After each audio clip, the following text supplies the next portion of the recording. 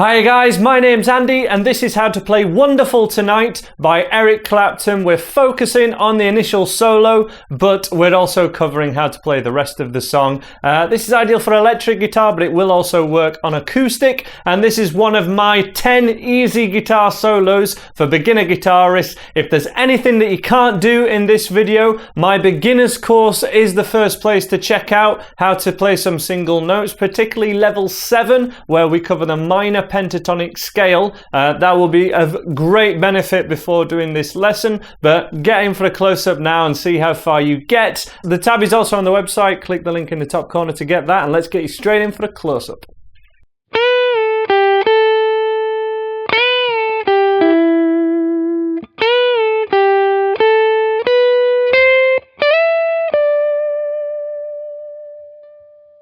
Wonderful Tonight. So remember, we do have the tab available, which is what I'm using to teach this lesson. That is available in the top corner just over here. And with that, we're going to start off at the top of the sheet with the solo that I've just demoed. Then we're starting at 10th fret on the B string, so string 2, number 1, number 2. And we need our third finger with that. And the first thing that we're going to do is bend up this note a whole tone, which is the sound of 2 frets. So this is the pitch we're going to end up at, but this is the note we're going to be starting with. And we're going to do it by supporting this third finger with the middle finger and the first finger. So we've actually got 3 fingers pressing down on the fretboard, thumb hooked over the top, fingers on an angle pointing towards your picking hand shoulder so that they're like this, and then we bend in this kind of motion like this. I'm going into this amount of detail because this is one of my recommended 10 easiest solos, but therefore you guys may be new to string bending and these sorts of techniques. So this is what we need to achieve. That is the bend we're going for. We pick unbent, and then we hear the sound go higher by pushing upwards and picking at the same time. Now, because we're moving the pitch up by a whole note or 2 frets, so that's the note we're on, 1, 2, we're moving it up to that a whole note basically. That's around about, I think it's a good idea, that's around almost past this string and onto the next one, okay? So when we're on the B string, we're bending it up almost to the position of the D string, of string 4. Now that varies for whereabouts you're bending on the neck, so you do need to use your ears. Bend it up on this angle and checking that we're getting it to this pitch and not overcutting it or hitting other strings, or what happens more commonly, undercutting it, okay? Now, this is my teaching guitar, and I use gauge 8 strings, which are quite thin, and I really believe that these are the best strings to learn string bending on so that you're practicing the right motions before you use a heavier set of 10s or whatever. And most electric guitarists that play in this sort of style can usually play live with a set of 9s, so I'd at least consider thinner strings. But we're going to pick this up and then unbend, back down. Full bend up, and then back down to 10th fret, which on the tab is 10 up, and then back down on the arrow. So that arrow shows the pitch. Full bend, and back down. And then we go to the first finger at 8th fret on the same string, so everything on string 2 so far. And then we finish on 10. So we have 4 notes there, okay? 1 is the bend, 2 is the unbend, 3 is 8th fret on the first finger, and 4 is back to the third finger again. Okay, so let's have a listen to that. They all want to be even, so 3, 4.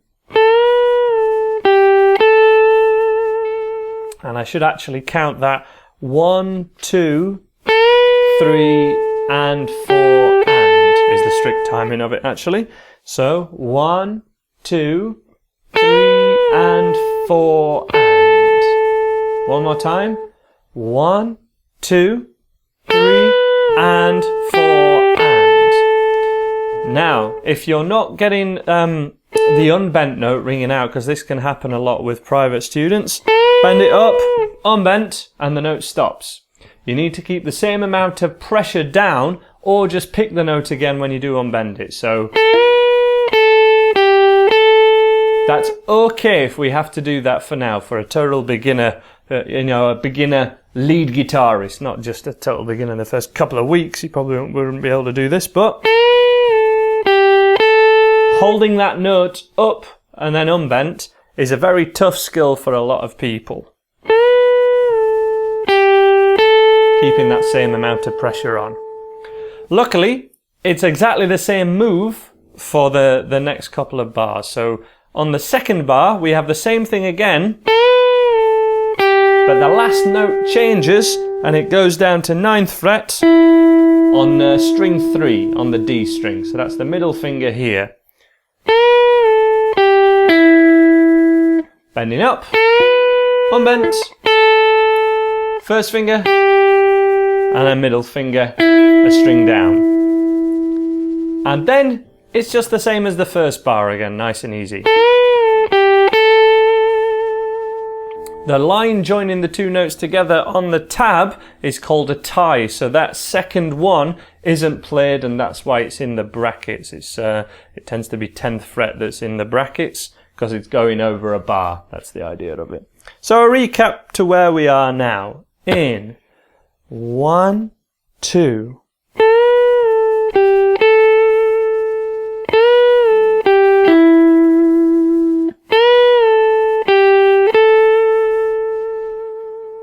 That's the top line on the tab, which you can purchase over there, okay? The second line is exactly the same until the end, and it's only the last bar that is any different. So we'd begin the second line, 1, 2.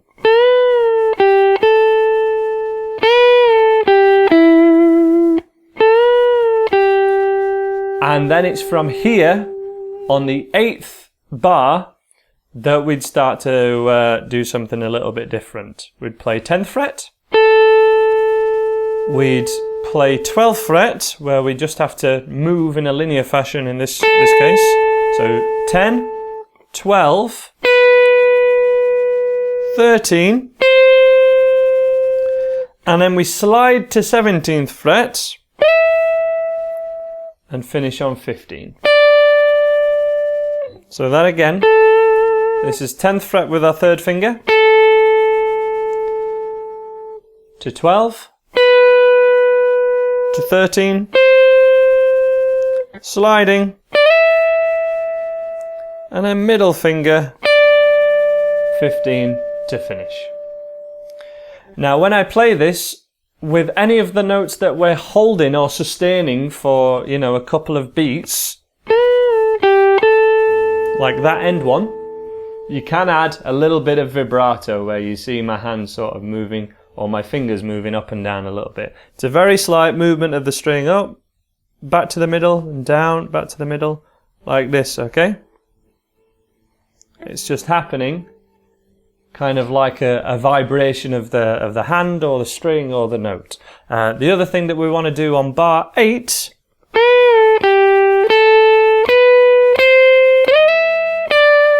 is try not to have any gaps there.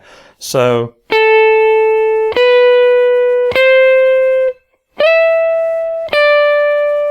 it certainly didn't sound like this by contrast.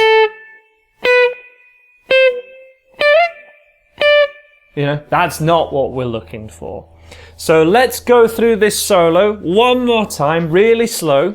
Play it together, rewind this if you need to, and then we'll crack on with the rest of the song, okay? And you can come back to this if you need to. Starting with the bend up at 10th fret, okie dokie, third finger supporting the bend on an angle, thumb over the top, and we're doing this kind of motion, okay? In 1, 2. 1, 2. 1, 2. Let ring. Second line. 1, 2. 1, 2. 1, 2.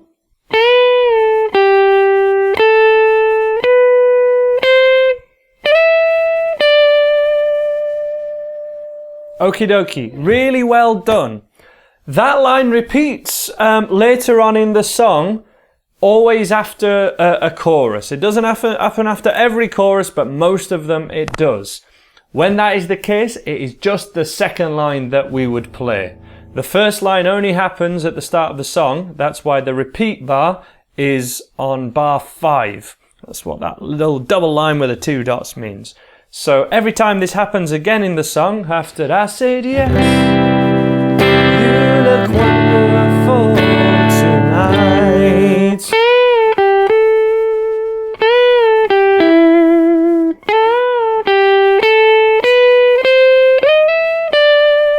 Okay, it's always straight to just the second line.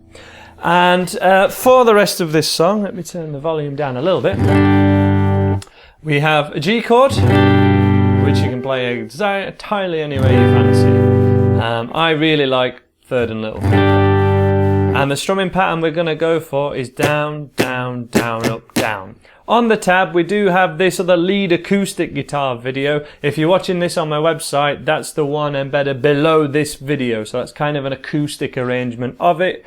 But we're going from bar 18, which is down, down, up. That's the strumming pattern. Down, down, down, down, up. So we'd have down, down.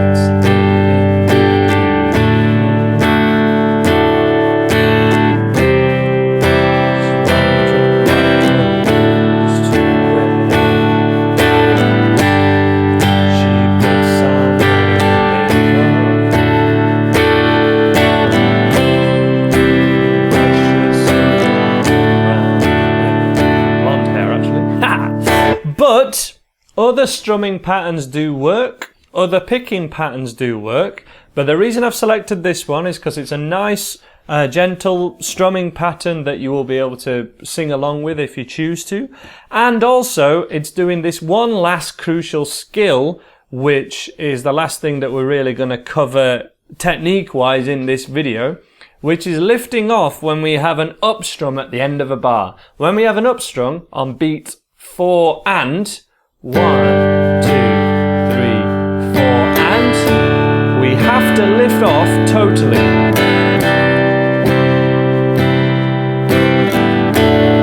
Now if you're a professional guitarist, this song is slow enough in that you probably could, with some practice, do it straight away. As a beginner, that's not what you want to be, that might not be possible. And also, it's not the skill that you really need to train. The skill that you need to train is making sure that your right hand does not stop moving when you change chords. 2, 3, 4, and 1, 2, 3, 4, and. Particularly to that C chord, this skill of lifting and kind of forming the chord in the air before you press down on the chord. So let's have a look at the, particularly the C. It's always the C with a lot of beginners. That's a real challenge with harder strumming patterns. So 1, 2, 3, 4, lift is open. We make the shape of the C chord, and then we're down. 3, 4, and 1, 2, 3, 4, and. So for the chorus, using that same technique, let me just get rid of that page. 3, 4. And when she asks me,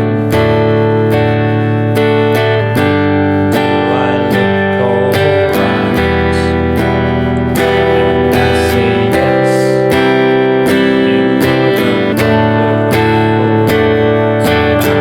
You can see how handy that is on the last up.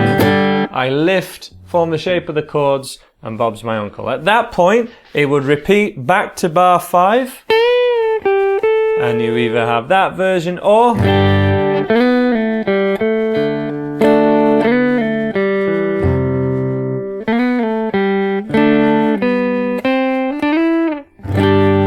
version that's also tabbed out, and that is the acoustic version. The only other thing that happens is the middle 8. I feel wonderful because I see the love light in your eyes. And the wonder of it all is that you just don't realize. Okay, you're back to the lead break, which is tabbed out again. Exactly the same. And then you're away. It's just a repetition of what we've already done. And that is how to play Wonderful Tonight. Seeing as you hopefully have the tab and you've covered all of this lesson, I really advise recording this one, and I really recommend using GarageBand, which is my recommended music production software for iPad and for Macs. If you're using a PC, you can use the free software Audacity to do all this with, but you will come across more problems and issues just from a using the software point of view than you will with the Apple software. So that's my recommendation. And I hope you enjoy the rest of the lessons in this lead guitar series. Thank you so much for watching, guys. Please subscribe if you haven't already, and check out the other lead guitar solos on my channel by clicking the links on the screen now. And remember, all of this is written up and much easier to find on the website andyguitar.co.uk. We have a full lead guitar course coming in November of 2017.